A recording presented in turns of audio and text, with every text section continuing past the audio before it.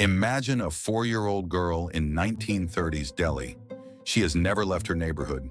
She has never been taught geography. Yet one day at the dinner table, she pushes her plate away and looks at her parents with the eyes of a stranger. "This is not how we cook in my house," she says. Her parents laugh. Just a child's imagination, they think.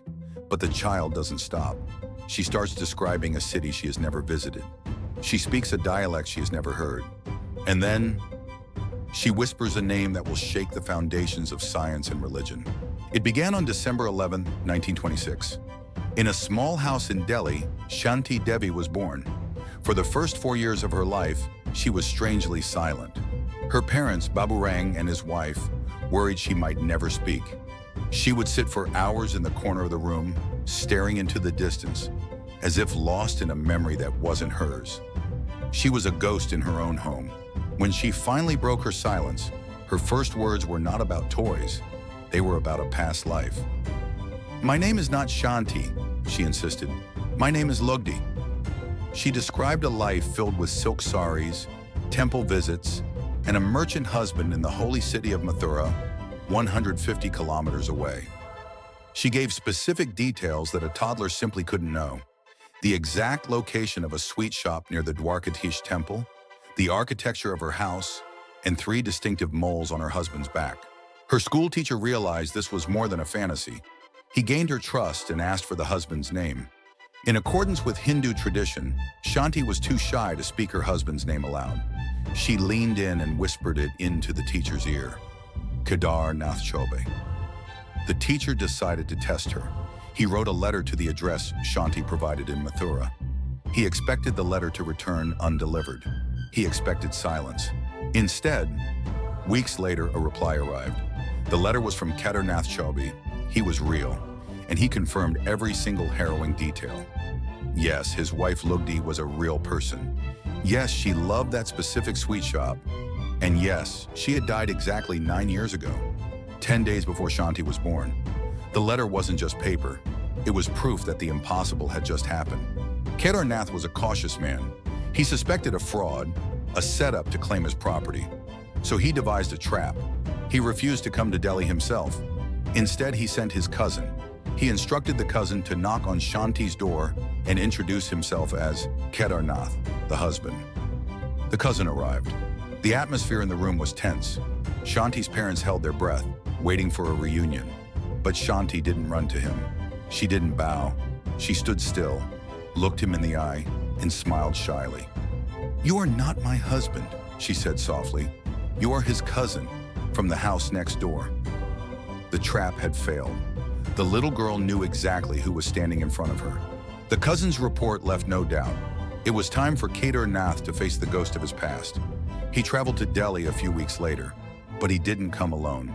He brought someone special, someone who was the center of Lugdi's universe before she died. He brought their son, Navneet. Navneet was now 10 years old, 6 years older than Shanti herself. As they walked through the door, Kedar Nath expected Shanti to look at him. After all, he was the husband she had been crying for. But Shanti didn't look at the man. Her eyes locked onto the boy. Witnesses described a scene that defied logic. The 4-year-old girl ran past her husband and threw her tiny arms around the 10-year-old boy. She didn't hug him like a friend. She held him with the desperate, aching intensity of a mother who had left her child too soon. She wept uncontrollably. She stood on her tiptoes to kiss his forehead. She called him Navneet, a name no one had told her. It was a heartbreaking paradox, a mother younger than her own son. Even Kedar Nath, the skeptic, broke down in tears. The way she caressed the boy's hair, he knew. Only Lugdi touched him like that. This was no longer a family secret. The story of the girl who came back spread through the streets of Delhi like wildfire. It reached the newspapers, and finally it reached the ears of the most important man in India, Mahatma Gandhi. Gandhi summoned little Shanti to his ashram. He sat with her, looked into her eyes, and listened to her story with deep seriousness. He realized this case could challenge the Western scientific view of consciousness. He didn't just believe her, he acted. He appointed a special commission of 15 prominent citizens, journalists, parliament members, and scientists. Their mission was simple: take Shanti to Mathura. Let her lead the way. If she is lying, She will get lost in the city she claims to know.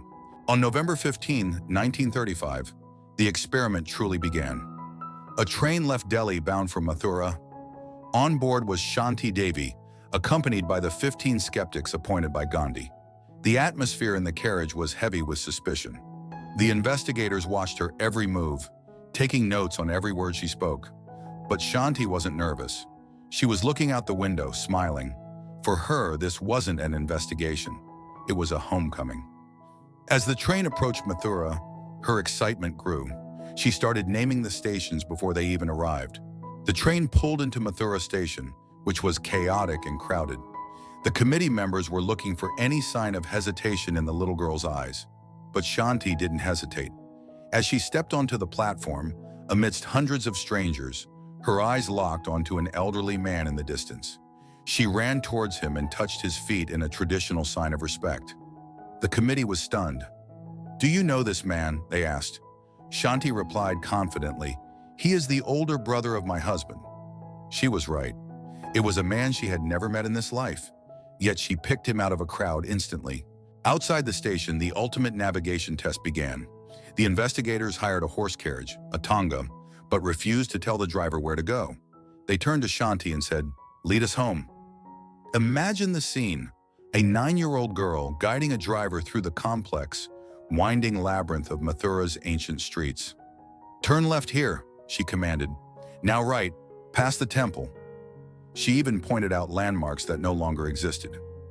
"There used to be a well here," she noted. "The road was not paved back then." Every turn was correct. The skepticism in the carriage began to turn into awe. Finally, the carriage stopped in front of an old weathered house. Shanti took a deep breath. "This," she whispered, "is my home." She stepped out and walked towards the door, not like a guest, but like the owner. She noticed the changes immediately. "Why is this wall painted yellow?" she asked. It used to be white. She knew the layout of the rooms before opening the doors. She knew where the kitchen was. She knew the view from the balcony. It was undeniable. She had lived here. Inside the house, Shanti was restless. She scolded her husband for renovations he had made without her permission. But then, she remembered a secret she had carried to her grave. She led the committee to her old bedroom. She pointed to a specific corner of the room near the floorboards. "I hid money here," she announced. "Before I died, I hid 150 rupees in a box under these floorboards. Only I knew about it, not even my husband." The investigators froze. This was a testable claim. If the money was there, it would be the ultimate proof. They pried open the loose floorboard.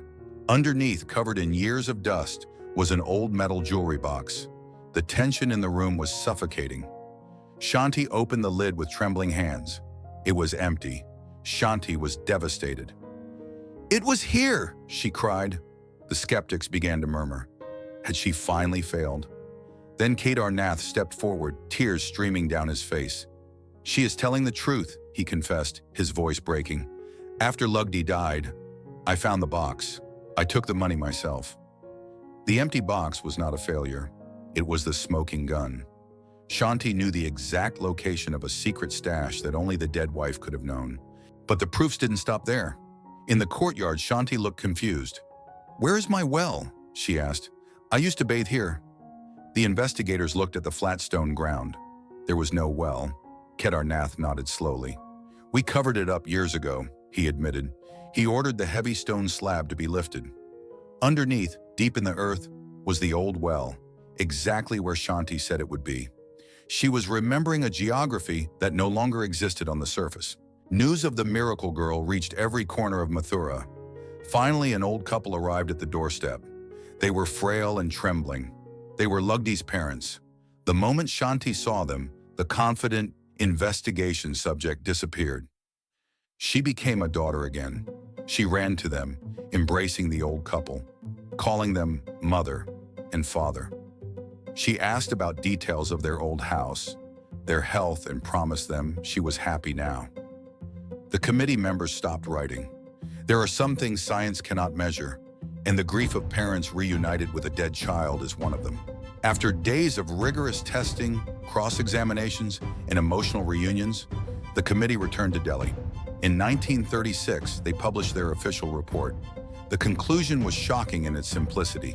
15 of the most skeptical minds in India signed a document stating that no evidence of fraud could be found. They concluded that Shanti Devi was not lying, she was not coached, and she possessed knowledge that was impossible for her to have acquired by natural means. It was the closest science had ever come to admitting that the soul survives death. But for Shanti, this wasn't a scientific victory. It was a personal tragedy. She had found her home, her husband, and her son, only to lose them again. Her current parents in Delhi insisted she return. She was, after all, still a child in this life. The scene at the train station was heartbreaking. Shanti had to say goodbye to her 10-year-old son for the second time in 2 lifetimes. She promised to visit, but deep down, she knew she belonged to a different world now. Shanti Devi grew up, but she never truly moved on. She never married in her new life. She told everyone, "I am already married." She dedicated her life to spirituality and telling her story to the world. She lived until 1987, passing away at the age of 61. Until her last breath, her memory never faded. She remembered the layout of her house, the taste of the sweets in the face of her son. The case of Shanti Devi remains the most documented and verified case of reincarnation in human history. It was investigated by Mahatma Gandhi, international journalists, and scientists. None could debunk it. So, we are left with a haunting question. When we look into the eyes of a newborn child, are we looking at a blank slate? Or are we looking at an old soul, carrying memories of a life we can't see? What do you believe? Is death the end, or just a new beginning? Tell us in the comments below. If you believe the soul never dies, subscribe to The Soul's Memory for more investigations into the unknown. Until next time.